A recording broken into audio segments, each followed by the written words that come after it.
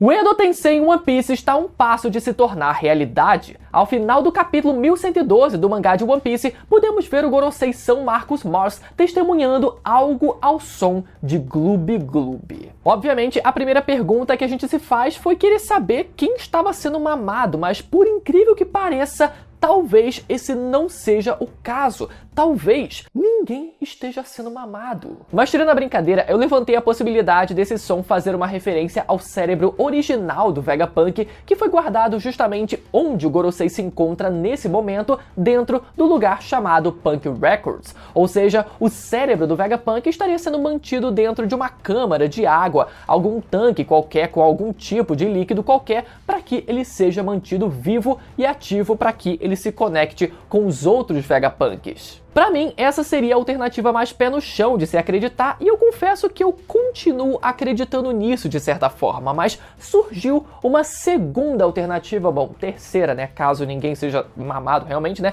uma terceira alternativa muito boa para esse mistério, que seria o Gorosei São Marcos Mars ter testemunhado a criação de um exército de serafins, ou seja, clones de personagens que a gente ainda não teve a oportunidade de ver em tela. E é sobre isso que a gente vai falar no vídeo de hoje, galera. Eu vou dizer pra vocês, galera, que por mais que a volta do mangá de One Piece tenha vindo com um capítulo um pouco mais morno, ainda mais agora sem a OPEX que fazia, né, todo mundo ler o mangá ao mesmo tempo num lugar só, eu fico feliz de ver que a galera aos poucos está voltando a se engajar com o mangá de One Piece. Isso me deixa ainda mais motivado. E começar a semana com um videozinho de teoria pra gente começar aí se aquecendo já pro próximo capítulo é ainda melhor. Então, como sempre, já chega teorizando o botão do like aí embaixo, se é que isso faz algum sentido, e vem fazer parte do bando se inscrevendo aí embaixo e ativando o sininho para continuar por dentro de tudo sobre o universo de One Piece. Contextualizando primeiro, galera, os serafins foram nomeados pelo próprio Vegapunk como a forma mais poderosa da humanidade. Sabemos que, assim como os antigos pacifistas, eles também são ciborgues capazes de atirar laser pelas suas mãos, mas essas versões são ainda mais poderosas. Os serafins foram construídos a partir do DNA da raça lunariana, mais especificamente a partir de experimentos feitos com o corpo de Albert, o último lunariano, ex-membro dos Piratas das Feras e braço direito do próprio ex-imperador Kaido. Com esses corpos sobre-humanos, os serafins possuem uma pele mais escura, asas negras e ainda uma chama em suas costas que serve como uma espécie de combustível que dá a eles um desempenho físico fora do comum, possuindo uma dureza comparável inclusive a do próprio Kaido e da Big Mom. E quando suas chamas se apagam, eles ganham uma velocidade absurda, como se estivessem literalmente queimando combustível. Mas dessa forma eles também se tornam vulneráveis e suscetíveis a serem atacados, já que a sua energia está sendo destinada à sua velocidade e não à sua defesa corporal. E esses moleques ainda são grandes pra um cacete, como observado pelo próprio Barba Negra ao se deparar com o serafim do Mihawk, que mesmo sendo uma criança, tinha o tamanho bem maior do que o de uma criança comum, comparado ao de um adulto inclusive. Mas o que mais chama atenção nos serafins são as suas capacidades de replicar poderes de Akuma no Mi, mais especificamente a dos tipo Paramecia, que são mais fáceis de serem replicadas segundo o próprio Vegapunk. Isso foi possível graças a uma coisa chamada sangue verde, uma substância que sintetiza os poderes das Akuma no Mi contendo o DNA do seu usuário original, que é inserida nos corpos artificiais desses serafins. Curiosamente, o SAD, outra substância usada para criar Akuma no Mis artificiais, no caso pelo Caesar Clown, também possui uma coloração verde, tanto no anime quanto na coloração oficial do mangá. Então olha aí o Oda gênio mais uma vez. Mas seguindo, os serafins foram criados para substituir a força dos Chichibukais na balança de poder que equilibra o mundo de One Piece. Chichibukais, Marinha e os Imperadores. Então, se eles foram criados para substituir os Chichibukais, nada mais justo do que os serafins terem sido criados exatamente como uma cópia dos Chichibukais originais. Até o momento, podemos testemunhar 4 deles em ação, sendo eles Mihawk, chamado de S-Hawk, que possui a cópia da Akuma no Mi do Das Bones, que havia sido preso em Impel Down após os eventos de Alabasta, Boa Hancock, chamado de S-Snake, que possui a fruta da própria Boa Hancock, Jinbe, chamado de S-Shark, com a fruta do Sr. Pink, que também foi preso depois de ser derrotado em Dressrosa, e Bartolomeu Kuma, sendo chamado de S-Bear, com a fruta do próprio Bartolomeu Kuma. Parte deles apareceu no incidente de Amazon Lily e outros durante o arco de Egghead, mas além desses que a gente já viu em ação, já tivemos também a revelação de outros 3 serafins ainda não nomeados: Crocodile, Moria e Doflamingo, que já estão ativos e sendo usados pela Marinha ao redor do mundo. E eles apareceram no capítulo 1086 do mangá. Não sabemos exatamente como o DNA desses personagens foi coletado pelo governo. O DNA dos Chichibukais pode ter sido coletado durante alguma reunião qualquer em Marijoa,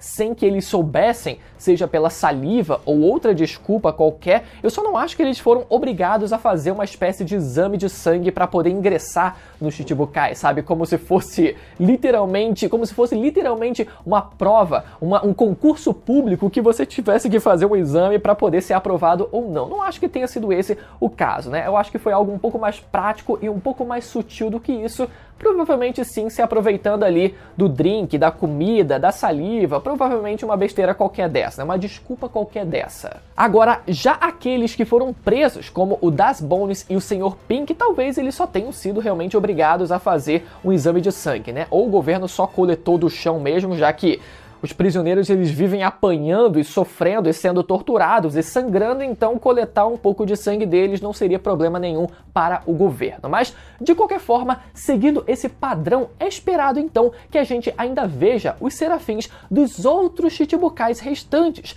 que são o Weevil, Bug, Trafalgar Law e Barba Negra, que foram os únicos que se tornaram Chichibukais em algum momento da história e não tiveram os seus serafins introduzidos e revelados ainda na história pra gente. Então, pode ter sido isso que o Gorosei tenha visto no final do capítulo 1112. Mas ainda assim, se fosse esse o caso, não teria por que existir tanto mistério assim, já que isso é algo que a gente já espera que seja revelado em algum momento, então a gente ainda pode supor que seja algo ainda mais revelador do que isso. De novo, galera, como a gente não sabe exatamente como o DNA de todos esses personagens foi coletado e considerando o quão fácil pareceu ter sido coletar todos esses DNAs por aí, o Oda ele tem um prato cheio na mão para ele trazer praticamente qualquer personagem que ele quiser a partir de agora. Então a gente pode muito bem ver o Oda introduzir um serafim do Ace, que foi morto na Guerra de Marineford, e por mais que o seu corpo tenha sido levado pelo bando do Shanks, o governo ele pode ter coletado o seu sangue depois dele ter sido levado, né, ainda em Marineford, já que, bom, a gente viu o quanto de sangue ele perdeu ali, né, quando ele foi morto. A gente pode muito bem esperar um serafim do Barba Branca pelo exato mesmo motivo que também teve o seu corpo levado, mas sangrou mais do que o suficiente para o governo conseguir extrair uma amostra. Indo mais além, o Oda ele pode muito bem trazer um serafim do Roger, que foi morto pelo governo e nunca soubemos se o corpo dele sequer chegou a ser enterrado ou, sei lá, devolvido para quem quer que seja, pro bando dele. Eu duvido muito que isso tenha acontecido. Então, por mais que o Vegapunk não tivesse tentando clonar seres humanos 24 anos atrás, seria muito conveniente o corpo do Roger ser guardado pelo governo e agora ser usado para a criação de um clone em forma de serafim. E indo ainda mais longe, vai saber o que aconteceu com Rox de Shebeck cerca de 40 anos atrás, quando ele foi teoricamente morto pela aliança do bando do Roger com a Marinha. A gente não faz a menor ideia. Se a gente não faz ideia do corpo do Roger, imagina o corpo do Shebeck, né? Então vai saber se o governo também não manteve o corpo do Rox guardado desde aquela época. Parece exagero pensar nisso, né? Eles fazerem isso cerca de 40 anos atrás, mas vale lembrar como o governo ainda mantém aquele segundo chapéu de palha gigante guardado numa câmara de resfriamento. Então, meu amigo, essa não parece ser uma prática muito recente, não. Manter artefatos ou, quem sabe, pessoas, corpos, resfriados ali só porque vai saber como a gente pode usar essas coisas ali a nosso favor num futuro breve ou num futuro distante. E falando em chapéu de palha gigante guardado, sabe-se lá desde quando, eu não ficaria surpreso se o Oda metesse um clone do primeiro e original Joy Boy depois do seu corpo ter sido guardado desde o século perdido diretamente por Imu-sama. Ora, se o seu chapéu de palha gigante foi guardado, por que o seu corpo também não poderia ser? Meu amigo, imagina o Oda trazendo de volta esses figurões que a gente nunca viu. A gente pode até argumentar, mas porra, trazer um Edo Tensei no mangá sem trazer o Ace, o Barba Branca de volta, de fato, fica um pouco ali, porra, a gente já viu desses personagens, mas trazer o Rox, que a gente nunca viu em ação, trazer o Joy Boy do passado, meu amigo... Isso sim eu ia hypar, sabe? O ônus seria a gente ter que ver novamente o Ace e o Barba Branca, enfim, né, numa espécie de Edo Tensei, mas seria uma oportunidade muito grande da gente ver esses outros figurões que a gente nunca viu em ação agora no momento atual da história. Imagina a bagunça que isso não faria, e por mais que todos eles ali, né, sejam aparentemente controlados, robôs, como a gente bem sabe, assim como os outros serafins, a gente sabe que existe uma exceção, que foi o serafim do Bartolomeu Kuma, que demonstrou ali um comportamento incomum, baseado, obviamente, né, na sua personalidade original, que se manteve ali resistindo para que ele ficasse meio que inconstante, né, mostrasse um pouco da sua personalidade original. Então, vai saber, mesmo que esses serafins eles venham, sejam apresentados pra gente dessa forma, né, como meros ciborgues, como meros robôs a serem controlados por alguém, meu amigo, e se a gente não tem também esse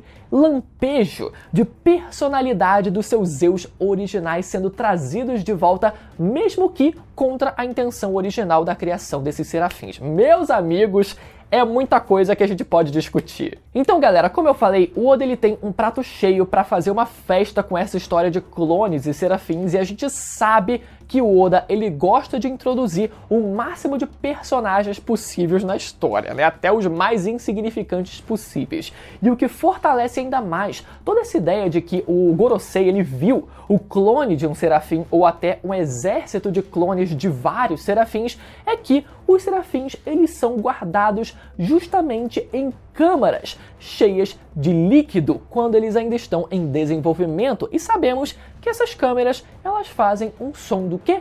Gloob Gloob. Agora, galera, eu confesso que o Gorosei, nessa cena em específico, ele não me pareceu espantado a ponto de parecer que ele viu algo que ele nunca viu antes na história, ou algo que o Vegapunk estaria escondendo dele, né, escondendo do governo. Ele me pareceu só ter esboçado uma reação séria ali na hora, que poderia muito bem ser só o cérebro gigante do Vegapunk, algo que ele já esperasse ver naquele recinto, né? Mas vai saber. Pode ser que naquele momento ele ainda não tivesse visto exatamente o que teria dentro daquele tanque. Ele tivesse visto um tanque gigante, mas ele não chegou a ver exatamente o que tinha dentro daquele tanque, né? E a reação dele pode acabar mudando depois dele ver o real motivo do Gloob Gloob. Galera, eu quero saber agora de vocês o que vocês acham dessa história toda, se trazer todos esses personagens de volta seria uma boa ou não, e vamos continuar a discussão aí nos comentários, beleza? Lembra de deixar aquele like se você gostou do vídeo, e se você não viu o review do último capítulo do mangá, eu vou linkar ele na tela agora pra você ir lá assistir, beleza? Até a próxima, tchau!